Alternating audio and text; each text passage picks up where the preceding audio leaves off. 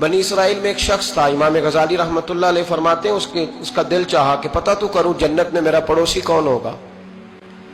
اس کو خواب میں بتایا گیا کہ فلاں بن فلاں تیرا جنت میں پڑوسی ہے۔ اب یہ بڑا عابد تھا، زاہد تھا، عبادت گزار تھا، پرہیزگار تھا، بڑا نیک تھا، بڑا پرہیزگار۔ یہ سفر کر کے اس کے پاس گیا، اس کو جا کے کہنے لگا میں تیرا مہمان نہ بن جاؤں، 2-3 دن کا بن جاؤ۔ کہتے میں 3 دن اس کے ساتھ رہا، میں اس سے زیادہ نوافل پڑھتا تھا، زیادہ صدقات و خیرات کرتا تھا، زیادہ عبادات کرتا تھا، وہ تو میرے مقابلے میں کچھ بھی نہیں۔ 3 دن کے بعد میں آنے لگا تو میں نے اس کو کہا یار میں ایک مقصد کے لیے آیا تھا تیرے پاس۔ اس نے کہا بتائیے۔ میں نے کہا کہ میرا آنے کا مقصد یہ تھا کہ میں دیکھوں تو کون سی ایسی عبادت کرتا ہے کہ جنت میں تو میرا پڑوسی بنے گا، لیکن تیری عبادات ریاضت میں تکبر نہیں کرتا، لیکن میں نے کوئی خاص چیز دیکھی نہیں، کوئی خاص بات ہے تو مجھے بتا دے۔ تو بندہ کہنے لگا کوئی خاص بات نہیں، ہاں ایک چھوٹی سی عادت ہے میرے اندر، چھوٹی سی عادت۔ بڑے لوگ کبھی بھی اپنی باتوں کو بڑا نہیں سمجھتے، کہ ایک چھوٹی سی عادت ہے۔ کہ وہ کون سی؟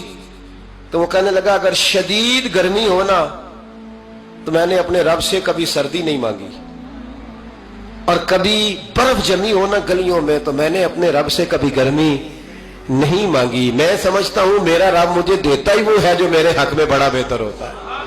یہ ایک میری چھوٹی سی عادت ہے کہ کڑاکے کی دھوپ میں میں نے کبھی مالک سے سائے کا سوال نہیں کیا، اور اگر تیز بارش ہو رہی ہو تو میں نے کبھی یہ نہیں کہا کہ بارش نہیں ہونی چاہیے تھی، کیا بنے گا فلاں چیز کا۔ میں سمجھتا ہوں جو بہتر تھا اللہ نے وہی دے دیا ہے، تو میں مطمئن رہتا ہوں۔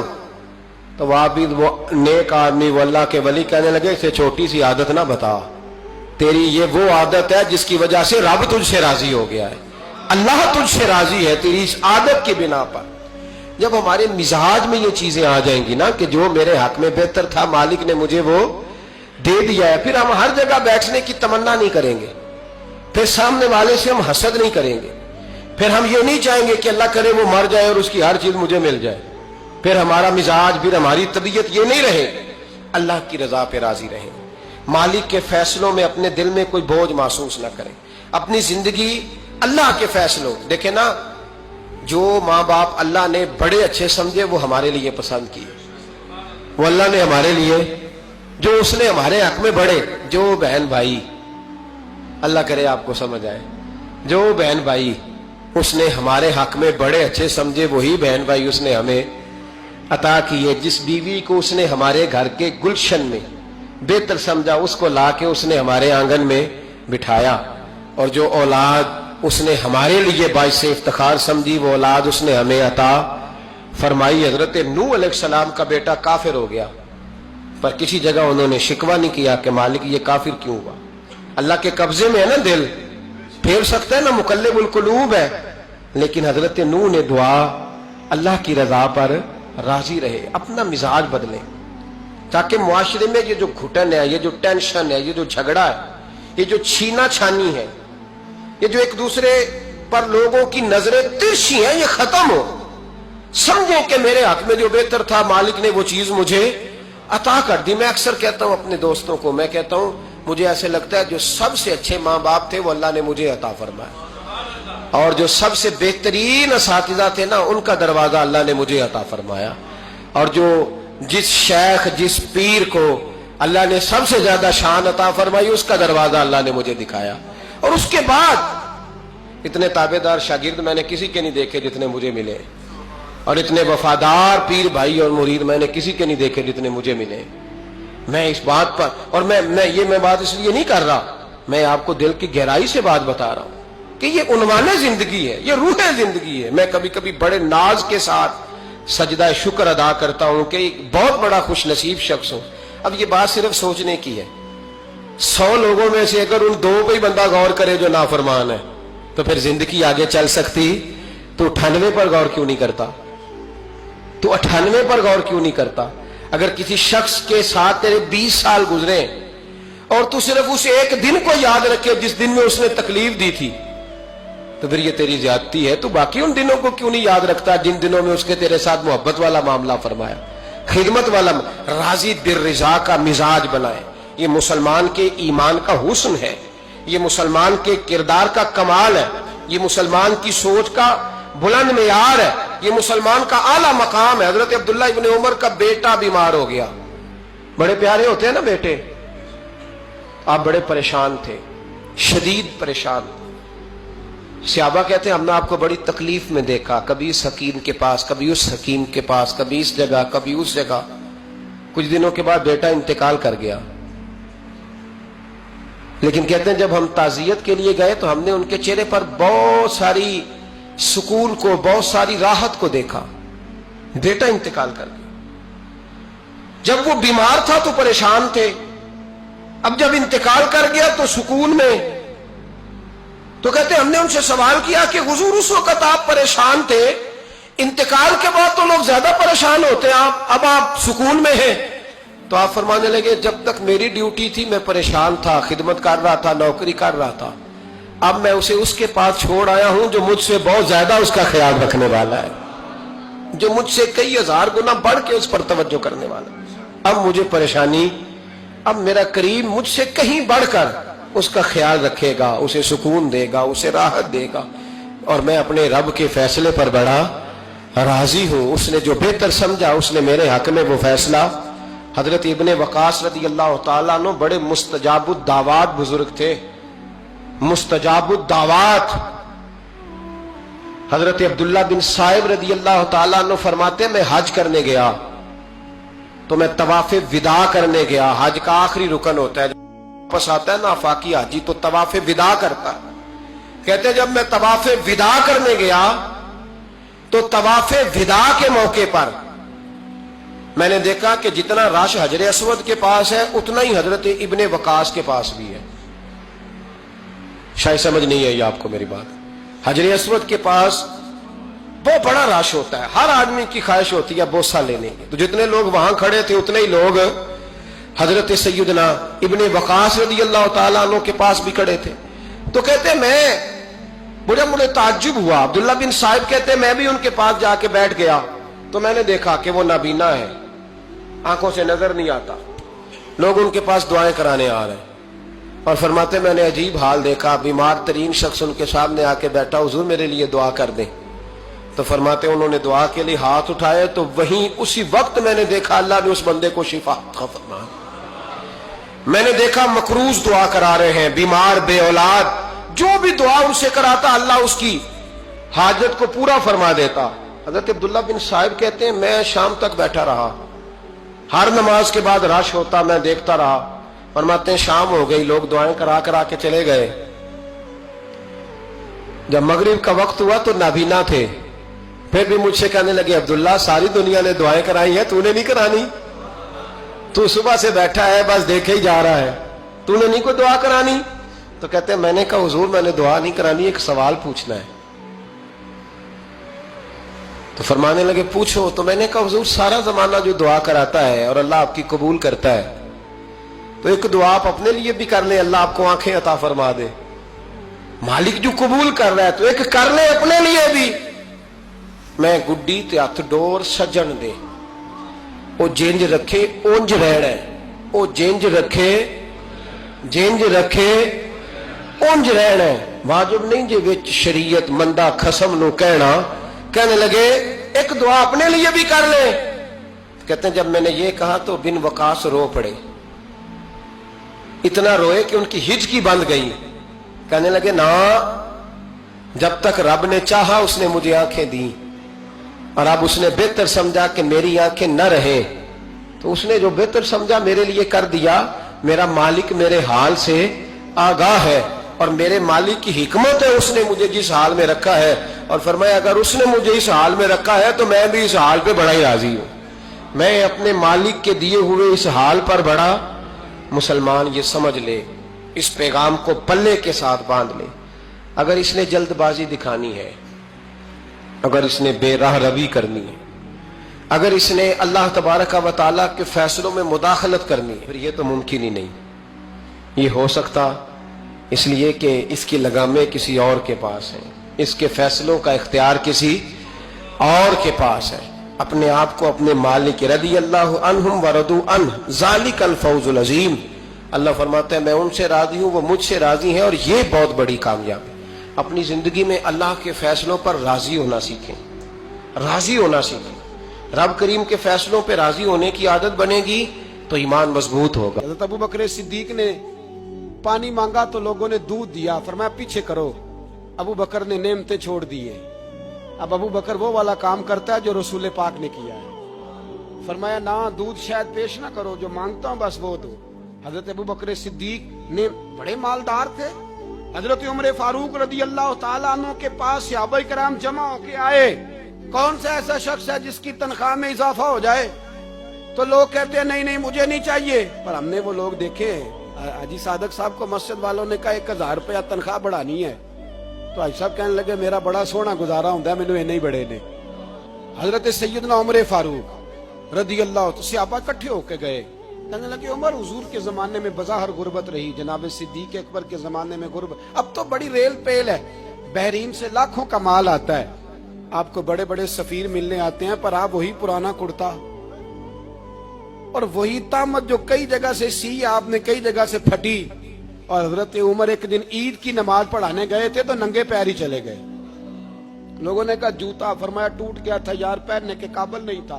فرمایا ننگے پیر آ گئے اور لوگ کیا کہیں گے؟ فرمایا چھوڑو، عمر کے پاؤں ننگے ہیں لیکن عمر کے کردار میں تو کوئی شک نہیں نا، پیر ہی ننگے ہیں نا، کیا ہوا؟ چھوڑو اس بات کو، کوئی پیار نہیں دنیا داری سے، دولت سے کوئی چکر ہی نہیں۔ حضرت سیدنا عمر فاروق رضی اللہ تعالیٰ عنہ کو صحابہ نے اکٹھے ہو کے کہا، یہ ہے امت کے بیدار ہونے کے طریقے جو عرض کر رہا ہوں۔ کہا جناب آپ اب بڑا مال غنیمت ہے، اور جس طرح ہر صحابی کا حصہ ہے آپ کا بھی حصہ ہے، تو ایک نیا کرتا ہی ڈال لیں آپ خرید کے۔ اب جب مشورہ ہو گیا صحابہ میں تو کہنے لگے عمر سے بات کون کرے گا؟ نیا کرتا پہننے کی عمر سے بات کس کو برا لگتا ہے جی؟ نیا کرتا کون بات کرے گا؟ حضرت سیدنا علی المرتضیٰ کا انتخاب ہوا۔ کہنے لگے مولا علی کی بڑی عزت کرتے ہیں، ان سے بڑا پیار کرتے ہیں، ان سے بات کرتے ہیں۔ تو حضرت علی کو بلایا گیا، عرض کی حضور مہربانی فرمائیں، حضرت عمر سے کہے نئے کرتے کے لیے۔ آپ فرمانے لگے عمر میری بڑی قدر کرتا ہے، بڑی بات سنتا ہے، پر یہ والا کام نہیں میں عمر سے کہہ سکتا، یہ کسی اور سے کہو۔ تو کہنے لگے آپ رہنمائی کر دیں، کس کو کہیں؟ تو جناب علی المرتضیٰ فرمانے لگے اگر حضرت عائشہ صدیقہ سے کہو گے تو عمر فوراً مان جائے گا، وہ مومنوں کی ماں ہیں۔ صحابہ حضرت عائشہ کے پاس، اماں جی عمر کو بلائیں، ان کو کہیں بڑے بڑے سفیر آئے ہوتے ہیں، وہی پرانے کپڑے پہن کے بیٹھ جاتے ہیں۔ اللہ اکبر۔ حضرت عائشہ نے پیغام بھیجا، فرمایا عمر کو بلاؤ۔ عمر فاروق دوڑے ہوئے آئے، پردے کے پیچھے حضرت عائشہ کے پاس گھٹنوں کے بل، اماں جی دیر تو نہیں کر آیا میں آنے میں؟ حکم ہو، حضور کے گھر سے پیغام آیا، بڑے بڑے سفیروں کو چھوڑ کے بھاگے۔ حضرت عائشہ صدیقہ کہنے لگی عمر دیکھو جائز پیسے ہوں تو اسلام اچھے لباس سے منع نہیں کرتا، اب بڑا بڑا مال آیا ہے، اب تیرا بھی حصہ ہے، تو صحابہ کرام کی خواہش ہے کہ نیا کرتا پہن لو، بڑے بڑے سفیر آتے ہیں، حرج بھی کوئی نہیں، جائز بھی ہے، کو منع نہیں۔ حضرت عمر نے گردن جھکا، جی اماں جی، جی اماں جی، جی اماں جی۔ حضرت عائشہ کہتی ہیں بات ختم ہوئی، عمر نے گردن اٹھائی تو عمر کی داڑھی آنسوؤں سے بھری ہوئی، کہتی ہیں مجھے کہنے لگے اماں جی میں تو صرف مسجد میں دیکھا کرتا تھا، آپ تو مصطفیٰ کو دن رات دیکھتی تھی، جس طرح کے کرتے آمنہ کے لال نے پہنے ہیں مجھے بھی پہنا دو، میں تیار ہوں، میں پہن لوں گا، میں تیار ہوں، پر جس طرح کے میرے نبی نے پہنے۔ حضرت عائشہ کہتی ہے میں پھوٹ کے روئی، میرا پلو آنسوؤں سے بھر گیا۔ فرماتی ہیں میں عمر کی بات سنتی گئی تو میرا پلو آنسوؤں سے، میں نے کہا عمر تو جا، تو ٹھیک ہے۔ فرماتی ہے عمر فاروق سلام کر کے اٹھے، امیر المومنین چلے گئے، اس کونے میں صحابہ چھپے ہوئے تھے، وہ آئے، کہا اماں جی کیا بات ہوئی؟ تو میں پھر رو پڑی۔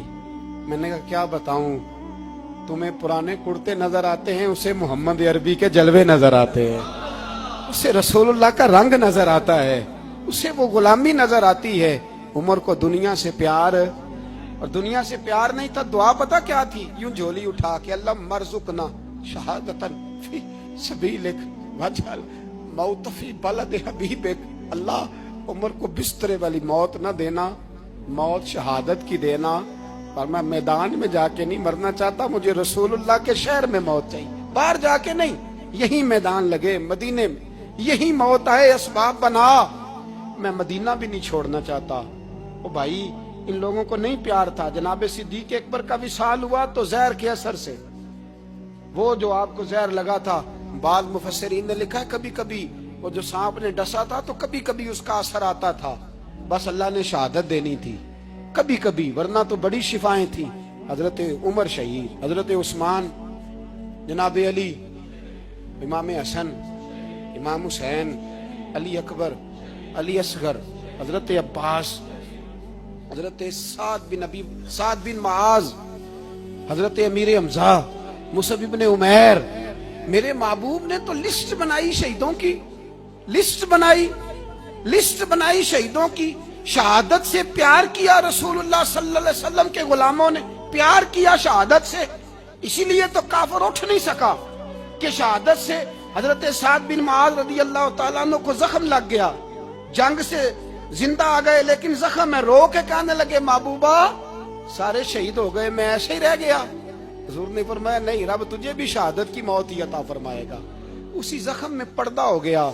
मेरे भाई हजरत अमर बिन जमूह रदी अल्लाह तआला अन्हु 4 बेटे लेके ओहद के मैदान में आए, कहा महबूबा मेरे 4 ही थे, मैं सारे ले आया हूँ, सारे ही कबूल है? और मैं ठीक है। फिर खुद भी जीरा पहन ली, एक टांग से लंगड़े थे, टांग छोटी थी। हुजूर ने फरमाया तूने क्यों लिबास पहन लिया है? कहा हुजूर मैंने भी तो जिहाद पे जाना है ना। तो हुजूर ने फरमाया तेरे 4 बेटे जो जा रहे हैं। तो कहा या रसूलल्लाह क्या लंगड़े जन्नत में नहीं जा सकते? हुजूर लंगड़े अल्लाह को कबूल नहीं, मैं नहीं जा सकता। तो मेरे नबी पाक सल्लल्लाहु अलैहि वसल्लम ने फरमाया नहीं, जन्नत तो तेरा इंतजार कर रही है। कहा हुजूर फिर मैं भी जाऊंगा, बच्चे जाएंगे तो मैं भी जाऊंगा। एक बीबी ओहद के दिन 3 साल का बच्चा लेके घर से निकली, बीबियों को कहती है मेरा खामद भी बदर में शहीद हुआ, भाई भी और बाप भी। आज हुजूर ने फिर बुलाया है, दिल करता था कोई जवान बेटा होता तो मैं पेश करती, पर अब मेरे पास ये 3 साल का ही है। बच्चा लिया, मदीने में मस्जिद नबवी में हजरत बिलाल से कहने लगी 2 मिनट हुजूर का दीदार चाहिए। नबी पाक आए, कैसे आई हो? कहने लगी महबूबा मैं शहीद की बेटी, शहीद की बहन, शहीद की बेवा हूँ, मेरे पास अब जवान तो कोई नहीं, ये 3 साल का ही है। हुजूर ने मुस्कुरा के फरमाया ये करेगा क्या करेगा? कहने लगी हुजूर सुना है असला थोड़ा है, ढाल की जरूरत है, लोहे की ढाल होती थी, जब तलवार आती थी तो आगे की जाती थी। कहा महबूबा मेरा शहीद की अम्मा बनने को बड़ा दिल करता है, ये मेरा 3 साल का ले जाओ, जब तीर आपकी तरफ आया तो मेरा बेटा आगे कर देना, ये ढाल का काम तो देगा ना। हंसते हुए महबूब की आंखों में आंसू आए, बच्चे को पकड़ के सीने से लगाया, माथा चूमा, फरमाया जा तेरे साथ वादा है, कयामत के दिन तुझे शहीद की अम्मा कह के ही पुकारा जाएगा, वादा है तेरे साथ तुझे शहीद की। मेरे भाई मरने को दिल ही नहीं मुसलमान। मेरे नबी पाक सल्लल्लाहु अलैहि वसल्लम ने फरमाया जिसके दिल में कभी शहादत की आरजू पैदा नहीं हुई, उसके सीने में धड़कने वाला दिल मोमिन का है ही नहीं, वो तो मुनाफिक है। जो कभी दीन के रास्ते में शहीद होने को, मेरे भाइयों दीन को बड़ी जरूरत है, बड़ी जरूरत है, बड़ी। ए खासान रसूल वक्त दुआ है, उम्मत पे तेरी आके अजब वक्त पड़ा है। वो दीन जो बड़ी शान से निकला था वतन से, परदेश में वो आज गरीबुल गुरबा है। फरियाद है ए कश्ती उम्मत के निगहबां, बेड़ा ये तबाही के करीब आन लगा है। और एक शायर कलम तोड़ गया, कहने लगा तुझसे फरियाद है ए गुंबद खजरा वाले, तुझसे फरियाद है ए गुंबद खजरा वाले, काबे वालों को सताते हैं कलीसा वाले, तुझसे फरियाद है ए गुंबद खजरा। अपने अंदर दीन का दर्द पैदा करो, ज़ौक़ पैदा करो, मुसलमान बन के जीना सीखो। जब कोई बरादरी पूछे तो कहो मैं मुहम्मदी होता हूँ, मैं मुस्तफवी होता हूँ, मैं रसूलुल्लाह का गुलाम होता हूँ, मैं पहले मुसलमान हूँ, बाकी कुछ बाद में हूँ। खुदारा अपने घर में पर्दा कराओ, खुदारा रिस्क हलाल खाओ। अगर पर्दे ना हो, रिस्क हलाल ना हो तो जज्बा जिहाद पैदा नहीं होता। खुदारा अपने अंदर इनकलाब बर्पा करो, दीन के लिए जीना सीखो। दीन बड़ा तड़पता है, दीन बड़ा रोता है। रसूलुल्लाह आज तजारत करने वाले मिलते हैं, आज सियासत करने वाले मिलते हैं, दीन वाले नहीं मिलते, दीन के दर्द वाले नहीं मिलते। अपील है आपसे, आज रात 2 नफल पढ़ के और कुछ ना हो सके तो मुसलमानों के लिए दुआ जरूर कर देना, उनके लिए दुआ जरूर कर देना। अपने आप को बेदार करो। भाई हम तो आज तक इसलिए डर रहे हैं कि हमारा चेहरा ही नबी पाक जैसा नहीं बन सका, तो दाढ़ी रखने में भी हम डरते हैं, नमाजी बनने, मस्जिद आबाद करने में, मुसलमान कहलाने में भी तो खौफ है। तो बतलाओ ना, इससे आगे बात कब चलेगी?